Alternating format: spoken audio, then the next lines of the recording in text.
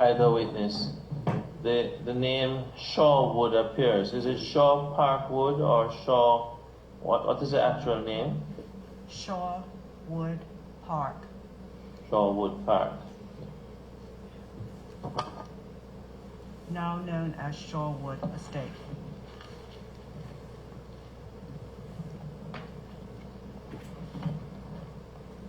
Now known as Shawwood Estate.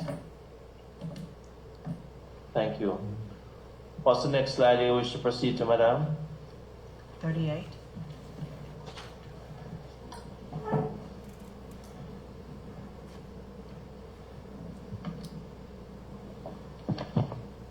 What does this represent, Madam? This is the property of number 11, Bosses Cove Road, Pembroke. It consists of 2 dwellings, a north and a south apartment.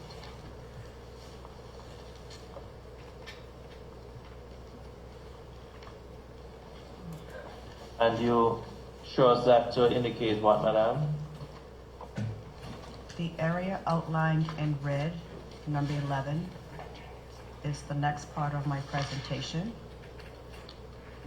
I would like for you to look at number 15 and number 13 on the said diagram. Yes, ma'am. Number 13 is the residence, was the residence of my great aunt, Grace Charlotte Phillip Oates, and her husband, John Oates, which they built when they got married. Number 15 is the laundry, which she and her husband had their business, which I mentioned earlier in the presentation. And just remind us, in respect of 13 and 15 as displayed on the screen, who occupies those premises now, Madam? Number 13 is occupied by a family member and partial owner of the residence. Number 15 was subdivided a few years ago and is now owned by a trust. Thank you, Madam. Is that a trust? Trust. T-R-U-S-T, trust. A trust. Mm.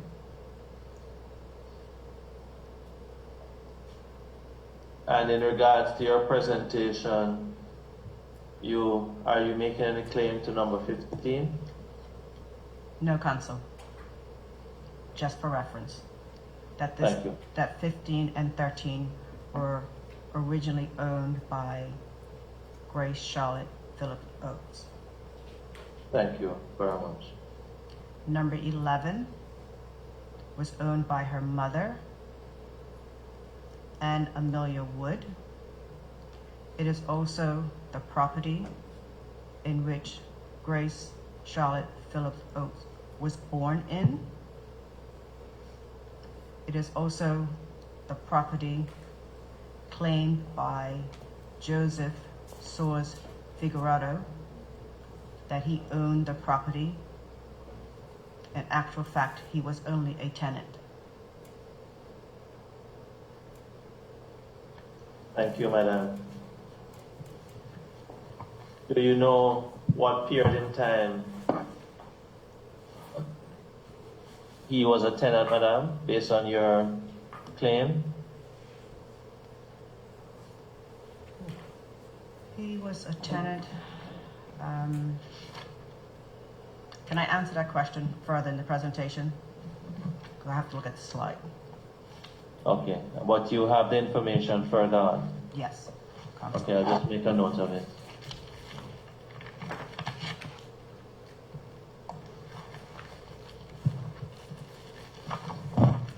You may proceed then, Madam, with your submission. Slide 39.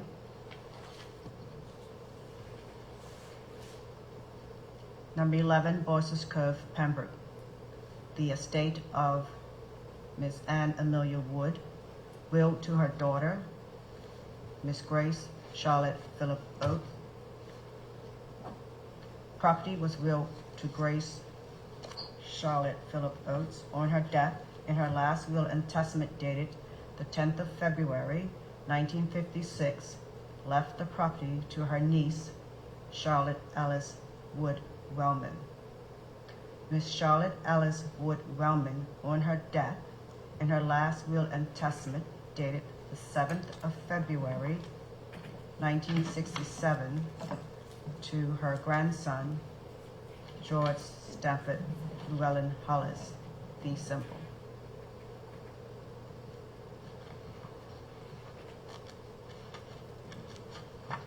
Thank you. Slide 40,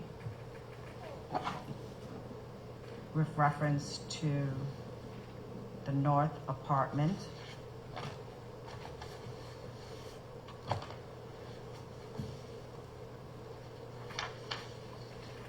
The north apartment, at the time of my research, I found 2 memorandums of further charge mentioned below for Kevin Manuel Cabral, which is on slide 41.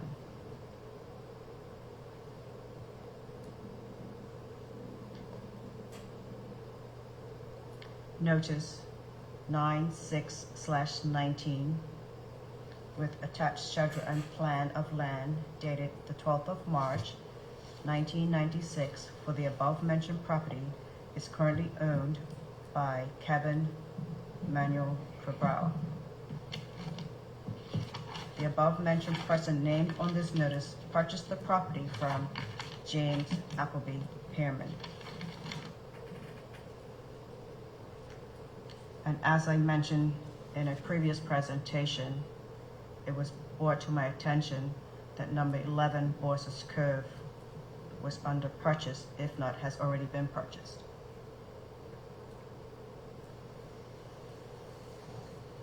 The document on slide 41, which appears, what is that, madam?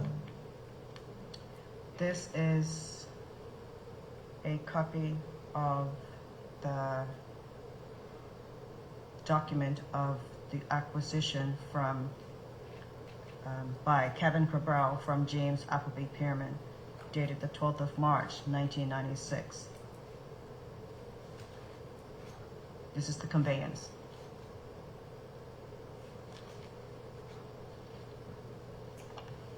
Thank you.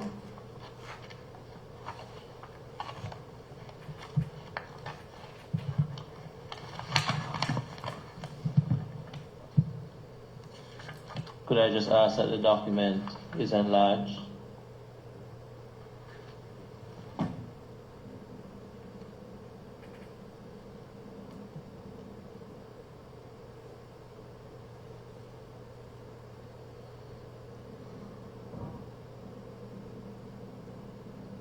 Could you just read the document, please, as projected on the screen, and on which you wish the commissioners to place reliance as part of your submission of your claim? Notice 96/19 to the Register General, in accordance with the requirements of the Register General Recording of Documents Act 1955, and as the attorneys for the parties concerned, we hereby give you notice that the persons hereinafter mentioned became entitled to an interest in the parcel of land in Pembroke Parish, hereinafter described. Date of acquisition, the 1st of March, 1996. Name in full, Kevin M. Cabral. Address in full, 11 Boyce's Cove Road, Pembroke, HM01. Nationality, British/Bermudian. Occupation, unknown. Date of birth, over 21 years old. Nature of interest, acquired. Fee simple. Mode of acquisition, conveyance. Date of sanction, non-applicable. Full name of person from whom acquired, James Appleby Pearman. Description of land, see attached schedule, assessment number 123726018, dated the 12th day of March, 1996. Name of firm, Conyers, Dill and Pearman. Signed by Michael J. McCabe. Purchase price $175,000. Is there any comment that you'd like to make, madam, in respect of this Yes, area 11 Buses Cove Road and the acquisition by Kevin M. Cabral from James Appleby Pearman, madam? yes, Council. As I mentioned in a previous presentation, I currently hold the original deed to this property. And at no time was this property sold and or gifted to anyone. This property was also willed from my great-great-grandmother, Anne Amelia Wood, to her, it was willed to her daughter, Grace Charlotte Phillip Oates, who then willed it to my great-grandmother, Charlotte Ellis Wellman, who then willed it to her grandson, George Llewellyn Stanford Hollis, my late father. Thank you, madam. Could you take us to the next slide if you have nothing further to comment on this page? Slide 42. This is the schedule of the property that went along with this conveyance. Okay. Slide, Right. Go ahead. slide 43.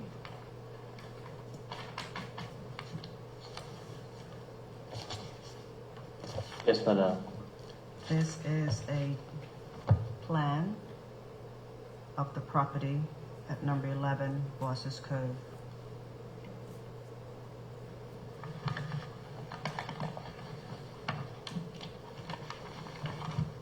Thank you, madam. The next slide.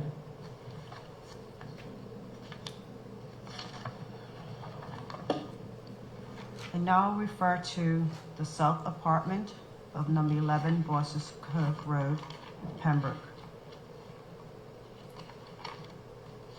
At the time of my research, I was unable to find any records registered at the land title should be registry office.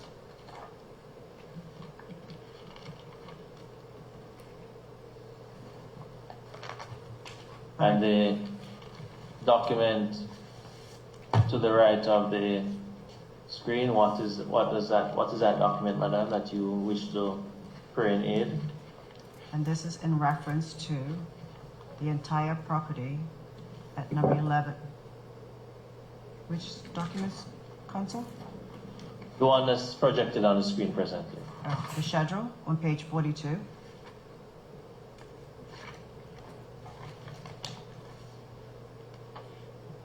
Thank you.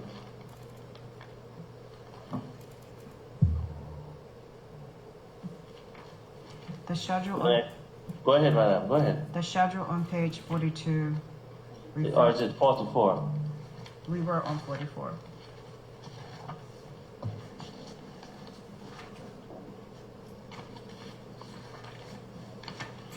Okay. The picture on the right side of the screen shows the property in question, but reference to the south apartment. The south apartment that James Appleby Pearman purchased from Barbara Patricia Cabral and Patricia Pimentel, now in the estate of Bertha May Burgess Global Trust Company Limited. Which you had mentioned before on a previous occasion. Yes, Counsel.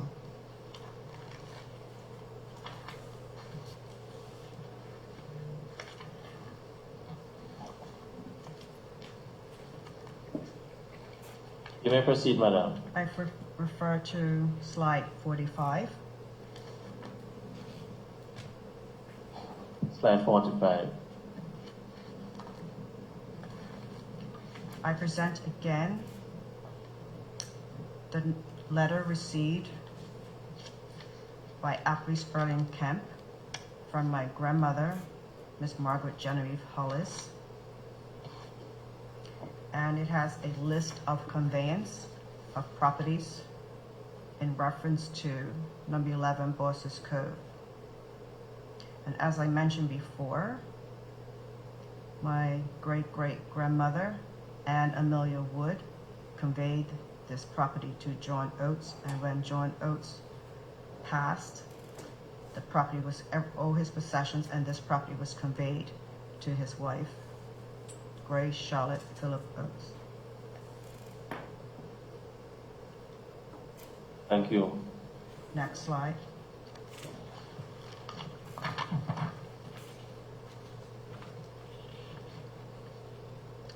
And I'm presenting again my grandmother receiving from Appley Sperling Kemp the conveyance of the property from Anne Amelia Wood to John Oates. And this was dated in 1976. Thank you.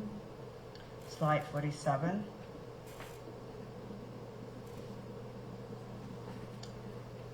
Here is a letter dated the 23rd of September, 1975, written by my grandmother, Margaret Genevieve Hollis, to the Racket Department, Somerset House, The Strand, London, England. And it reads as is. Dear Sir, Madam, I am doing some research into the estate of Anne Amelia Wood, who was my great-grandmother. I understand that many of the land conveyance and release contracted in Bermuda in the 1800s and registered at either the Colonial Secretary or the Register General had copies sent to Somerset House, England. I would like a copy of a release dated November 6, 1878, from Robert Alexander Tucker to Anne Amelia Wood, wife of Richard Wood. It pertained to land at Bosses Cove, Pembroke, Bermuda. I have reason to believe that Robert Alexander Tucker was a trustee to the estate of Alexander Ewing, thus acting on behalf of the said estate. I have in my possession a conveyance dated March 9, 1882, from Anne A. Butterfield and others to Anne Amelia Wood. I would also like a copy of a document from the said year or the year after, mentioning the said names and or Reginald Gray, trustee. Reginald Gray, trustee. I have been told, but I can't confirm, if Reginald Gray, trustee, was also the lawyer for Gray and Smith Company, who was also the lawyer for my great aunt, Grace Charlotte Phillip Oates. I would appreciate your forwarding any other copies of documents that you may find as a result of the above research that is in connection with the said persons. I am closing a draft for 2 shillings, I guess, to cover the cost of research. If this amount should be insufficient, upon request, I will promptly forward a further remittance. Please send any reply by airmail, as boat mail takes so long to reach Bermuda. Thank you very much. Yours sincerely, signed, Genevieve Hollis. Thank you. And you indicated earlier that your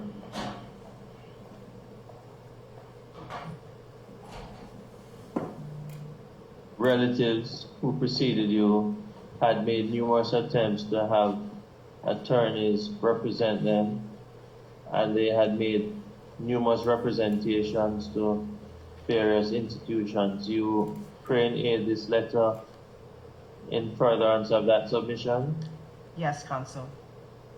or this letter to the Records Department, Madam. Yes, Counsel. Thank you.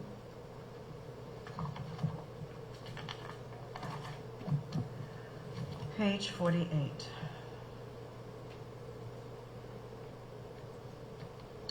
This is a certified copy dated the 28th of July, 1967, from the Registry General's Office for head of mortgage between William Lewis Lightbourne, mortgagor, and Thomas Fowle Ewing and Alexander Ewing, with Schedule A for Boss's Cove.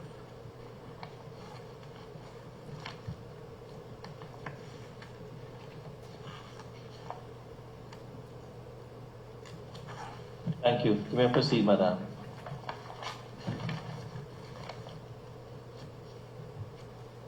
I will read this document. Please. This is to certify that the document hereto annexed, marked A and initialed by me, is a true and correct copy of the head of mortgage made between William Lewis Lightbourne, mortgagor, and Thomas Fowle Ewing and Alexander Ewing, mortgagee, which said head of mortgage is registered in the Book of Mortgages number 5 at page 14 in the Registrar General's Office, pursuant to the laws of the land. Signed by the Registrar General at the time, dated the 28th of July, 1967. You rely on this document for what reason, Madam? Yes, Counsel, I rely on this document because this is property at Boss's Cove that was owned by an Amelia Wood estate.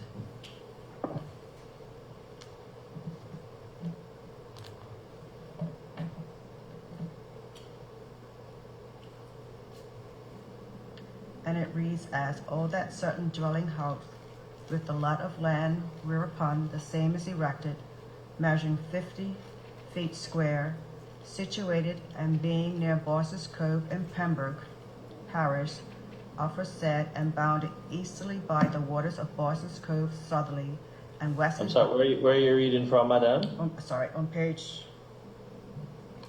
the next page, 49. It's 49.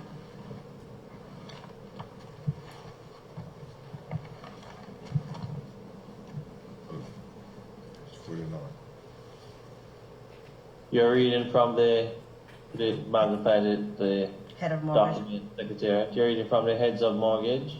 Yes, Counsel. Okay. Could the document be enlarged, please? Thank you. Magnified. Could I ask you to start again, Ms. Franco, please? Yes, Counsel.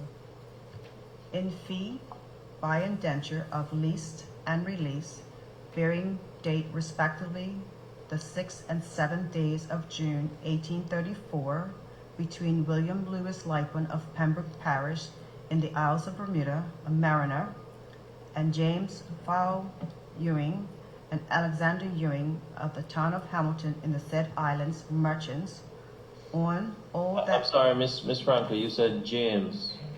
There's no James I'm sorry. here. My apologies. Alexander Ewing of the town of Hamilton in the said islands, merchants, on all that certain dwelling house with the lot of land whereupon the same is erected, measuring 50 feet square, situated and being near Boss's Cove in Pembroke Parish, aforesaid and bounded easterly by the waters of Boss's Cove, southerly and westerly by lands formerly possessed by Miss Elizabeth Robinson, and northerly by the lot of land hereinafter described, and also that certain other lot of land adjoining the above-mentioned lot, containing 100 feet square, bounded easterly by the waters of Bosses Cove, southerly part of aforesaid lot, and partly by lands formerly possessed by Miss Elizabeth Robinson, and westerly and northerly by lands formerly held by Samuel Stovall, or hereafter otherwise, the said two lots, or either of them may be bounded or ought to be described, together with all and singular the rights, members, and appurtenance thereafter, to secure payment of the bound of the said William Lewis Lipen to the said Thomas Fowle Ewing and Alexander Ewing, dated the 7th of June, 1834, in the penal sum of £371, 13 shillings and 4 pence. Conditions to be void upon payment of £185, 16 shillings and 8 pence of current money of Bermuda within 12 months from the date thereafter, without interest up to that date, but with interest afterwards, if not paid by then. If not then paid. Witnessed by Daniel Robert Tucker, Alexander E. Utterbridge. Registered the 13th day of June, 1834. C. Frazard, DCL.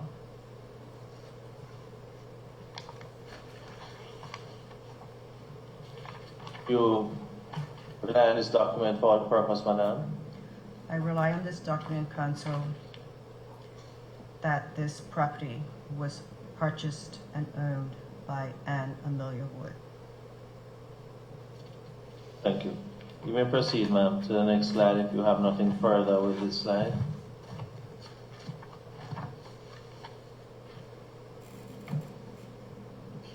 The next slide, page 50, is dated November 12, 1963. Letter from Shorewood Gardens to my great-grandmother, Charlotte Wellman. Change of ownership of the principal roads through Shorewood Estate has been transferred from Messrs. W.H. Friesenbrock and C.H. Masters to Shorewood Gardens Limited, a company formed by the residents and landowners of the original Shorewood Estate. Council, back in previous presentation slides, I mentioned that Joseph Birch Shorewood in and about 1935 sold this property to businessmen. Yes. And they formed, or part of the residents in the estate formed Shorewood Gardens Estate. Okay, thank you.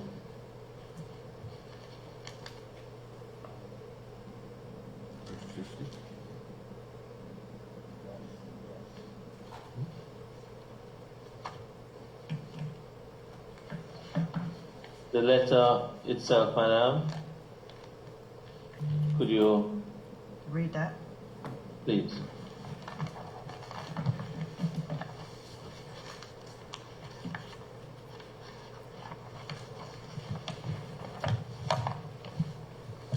The letter headed by Shorewood Gardens Limited, Reed House, Reed Street, Hamilton. Dated November 12th, 1963, addressed to Miss Wellman, Charlotte Wellman, my great-grandmother, Bosses Cove, Spanish Point. Dear Madam, the ownership of the principal roads through Shorewood Estate has been transferred from Messrs. W.H. Friesenbrock and C.H. Masters to Shorewood Gardens Limited. Shorewood Gardens Limited is a company formed by the residents and landowners of the original Shorewood Estate, who arranged and paid for the paving of the main roads through the estate. We write to advise you of this change in ownership, as you are one of 4 property owners who live outside Shorewood Estate and who have a right-of-way over the main road through the estate. The enclosed plan shows the extent of the roads over which you have a right-of-way. Your present privileges will continue until the new ownership. The company has for some time been perturbed by the extent of unauthorized parking by outsiders on the company's property, both on the main estate road and on the access way to Boss's Cove. The company has, in consequence, decided to prohibit parking in both areas. The Transport Control Board will shortly erect no parking signs on either side of the access way to Boss's Cove and at other points along the main road of the estate. In order to avoid any inconvenience to your friends, we should be glad if you would advise them of the company's policy and aims. The elimination of unauthorized parking and traffic on and over the roads of the estate is intended to benefit all residents in the neighborhood and restore quietness to the area. Next slide. The letter continues, page 2. We trust this policy will meet with your approval and support. Thank you. In respect of the chairman, the Shorewood Gardens Limited, I'm not sure if this limited liability company still exists, but out of an abundance of caution, ask that the necessary adverse notice is sent to them, Chairman. Yes, Council, I hear your request that the Shorewood Gardens Limited, there's an address here as well, Reed House, Reed Street, be sent adverse notice as per your request.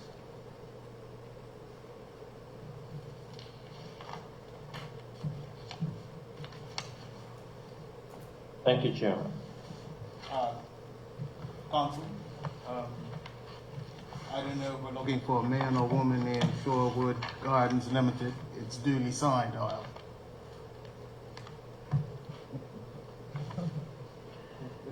That's a very important point that is made. Commissioner Stavron.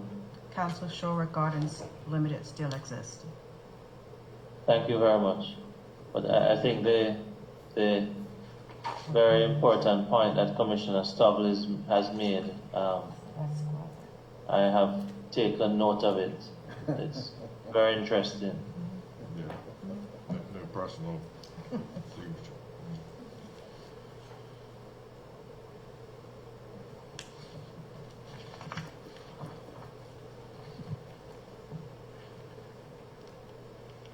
Could you take us to the next slide, Madam?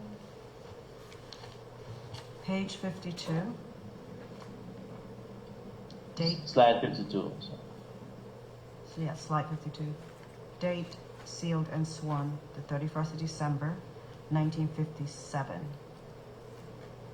It is an indenture, abandonment of grant of right-of-way, signed between Clarendon Hugh Masters and others, and my great-grandmother, Charlotte Wellman, niece Saunders, paid Charlotte Wellman only £500 for the land for the right-of-way, which was an illegal transfer based on the stolen land. Lawyer, Gray and Smith.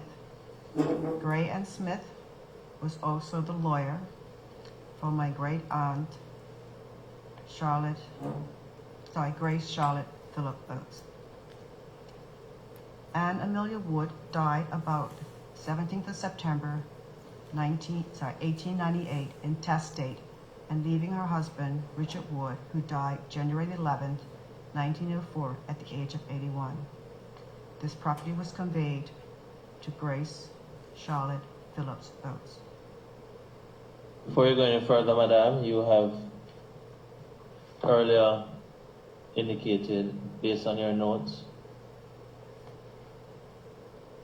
you said paid Charlotte Wellman only £500 for the land for the right-of-way, which was an illegal transfer based on the stolen land. Why do you say it was an illegal transfer based on the stolen land, madam? And what is your proof of that, madam?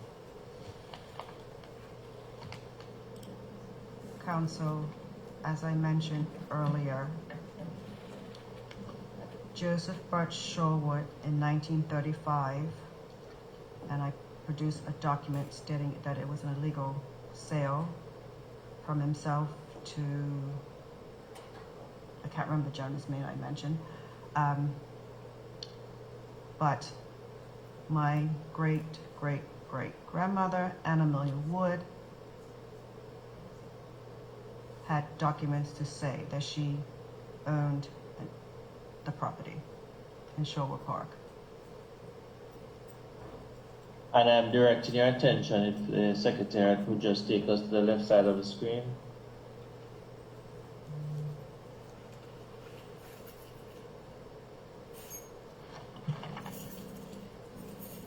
I know I'm repeating myself, what you said, which was an illegal transfer based on the stolen land. You earlier indicated that documentation. I'm just going to ask you, just for abundance of caution, to take us back to this point. I'm just going to make a note of it, and at a convenient time after the luncheon break, I was going to ask you to take us back to this point and show us the documentation, because as you can appreciate, this is a serious allegation you make, so we just ask you to take us back and point us to the documents that you pray in support of this submission that you make, madam. Yes, Council.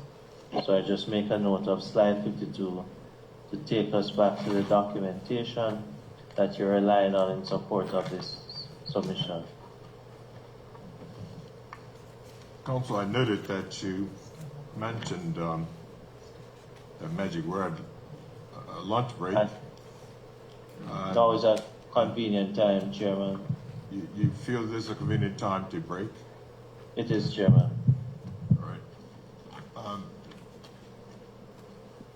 Keeping in mind that the witness will have to do some slight research to answer the last question made by counsel, and the fact that we normally take a luncheon break at 12:30, I would recommend and suggest that we adjourn at this point and return in 1 hour's time. That would be at 1:30, at which time we'll resume this evidence from the witnesses. Very well, Chairman.